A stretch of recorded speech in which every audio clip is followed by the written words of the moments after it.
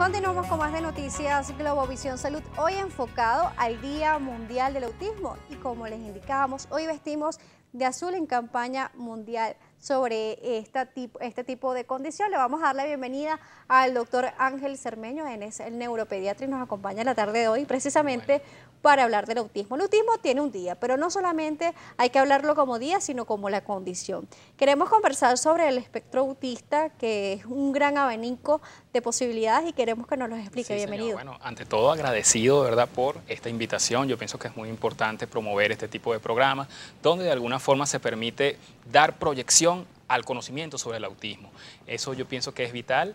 Y a efectos de tu pregunta, de lo que es la parte de la definición, obviamente el autismo lo define que es una condición neuroconductual y que tiene tres elementos fundamentales, donde lo que es la parte del lenguaje, la socialización y las conductas repetitivas son los que de alguna forma determinan el autismo. Y también es bueno resaltar que el autista no tiene una condición en la parte física que va a decir tiene autismo, porque hay gente que dice, es que no parece autista, pero es que el autista no tiene ningún rasgo físico que podría decirlo. Tiene algunas manifestaciones como por ejemplo que puede ser que no sostenga la mirada, pero no tiene ningún rasgo físico como otro tipo de patología, porque en este caso no es una enfermedad, sino una condición. Correcto, ¿verdad? Y eso es tal así que de repente muchas personas tú las podrás ver pasar en el día a día y tú ni pensar que es autista, hasta que comienzas a notar ciertas cosas peculiares en su forma de hablar, en su forma de socializar. Allí tú puedes comenzar de alguna forma a pensar o a sospechar algo. Sin embargo, no porque tú veas a una persona ya eso lo convierte necesariamente en autista. Y precisamente con las conductas repetitivas, por lo menos ya nos preguntan a través de nuestras redes sociales el hecho de caminar en puntillas si podría ser una manifestación de autismo. Correcto, puede ser un rasgo, ¿ok? Si bien es cierto, no es algo patognomónico, me explico, no es algo que estar presente en la puntilla es autista, no, pero muchos niños con autismo presentan ese síntoma. Entonces, si bien es cierto que no define el autismo como tal, es un elemento diagnóstico, un elemento sintomático, mejor dicho. ¿Todo niño autista no tolera la cercanía o que lo abracen o algunos sí y algunos no? Le cuesta, ¿no? Le cuesta un poco lo que es la parte de intimar, acercarse a una persona, el abrazo, muchas veces el beso, la cercanía con otra persona, le puede resultar incómodo, ¿ok? No es que no lo quiera recibir, sino que le resulta incómodo. Existe la hipótesis de que los sentidos del niño autista, entiéndase por sentido, el tacto es un sentido, y si ese sentido está por alguna manera exacerbado, una simple caricia la puede percibir más bien como algo tosco, algo rudo. Entonces, esa situación o esa percepción que es tal vez subjetiva para él, le incomoda. Entonces, un niño con autismo puede tener mayor exacerbación sobre las conductas sensoriales, sobre los sentidos, entonces eso también podría ser determinante. Es la palabra mágica, los sentidos. Todos los sentidos están exacerbados. Cuando tú escuchas algo, lo escuchas de manera normal. Sin embargo, ellos pueden escucharlo exageradamente, aun cuando el sonido es normal. De repente tú apenas lo acaricias, pero ellos sienten que es como una fricción muy fuerte. Incluso se dice que no ven a los ojos porque ellos perciben, sienten que la visión es como multiplicar 1000 veces la cara de esa persona. Y eso le genera ansiedad. En fin, esa exacerbación sensorial es algo que limita su interacción con las personas. Se dice que no hay una prueba diagnóstica como tal que diga tiene autismo, pero sí un equipo multidisciplinario que pueda decir que puede estar presentando uno de los espectros autistas. Existen diferentes niveles de autismo, ¿no? Correcto, fíjate, existen clasificaciones, ¿ok? Así como yo siempre lo he dicho, pues que existe NBA, existe Grandes Ligas, la salud mental tiene su NBA y es la Asociación de Psiquiatría Americana. Ellos van haciendo ediciones diferentes o diversas clasificaciones.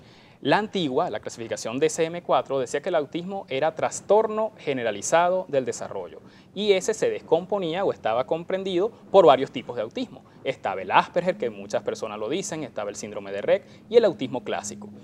Pero pasa la nueva clasificación para el 2013 y allí en el DSM-5 sencillamente se integran todos ellos y ahora es un trastorno del espectro autista que puede ser leve, moderado o severo, con la adición de que el componente cognitivo es importante. Hay niños autistas que pueden ser marcadamente inteligentes, pero otros niños que no necesariamente lo son así.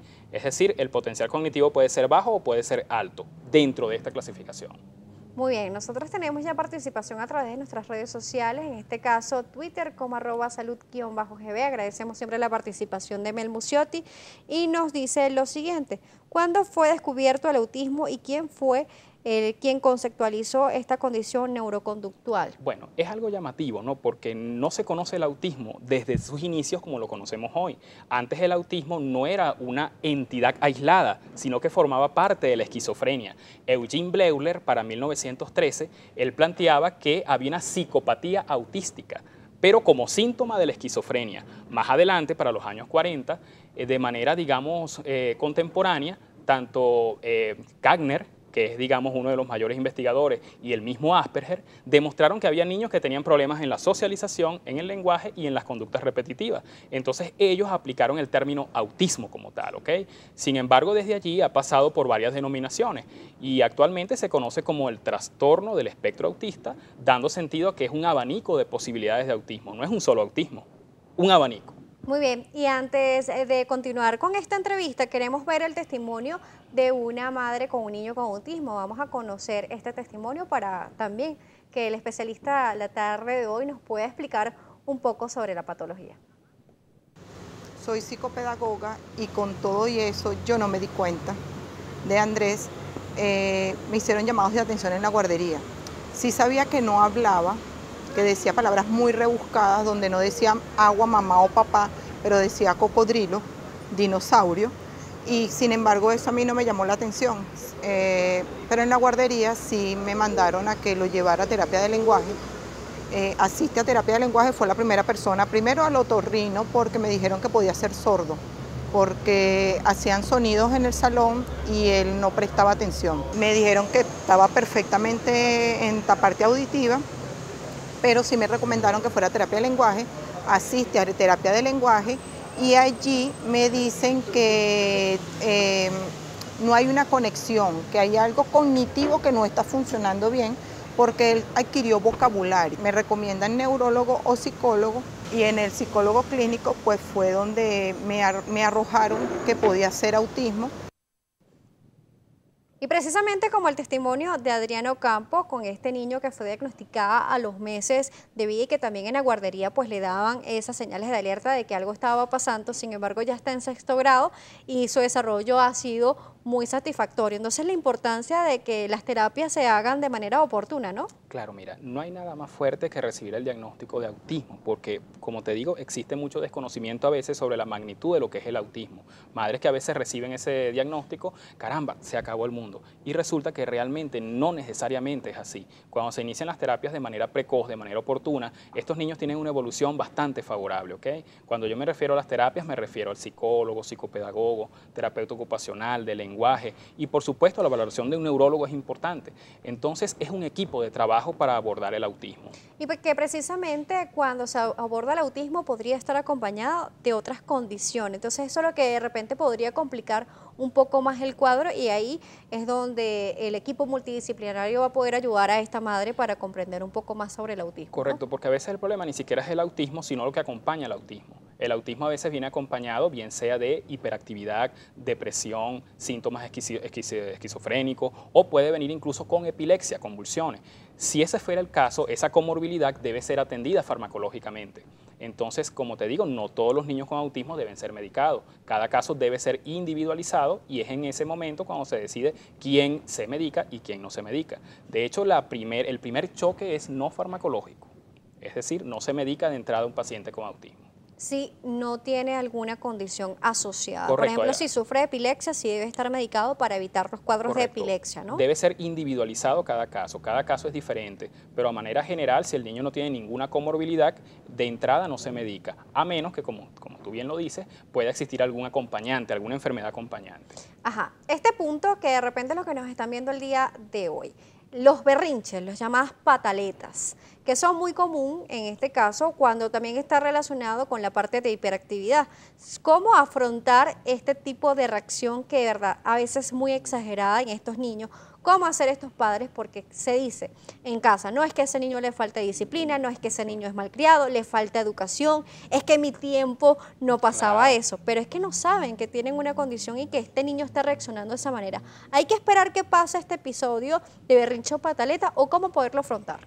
El autismo o el niño con autismo es un libro que tú debes leer para conocer de él. El niño que presenta autismo muchas veces hace pataletas por X situaciones. Es importante que la madre aprenda a determinar qué desencadena las pataletas. Como te digo, es un proceso de aprendizaje. Tendrá que estar expectante de muchas pataletas, pero ya cuando él sabe que hace pataletas por X o por Y motivo, cuando las logra determinar, puede evitarlas.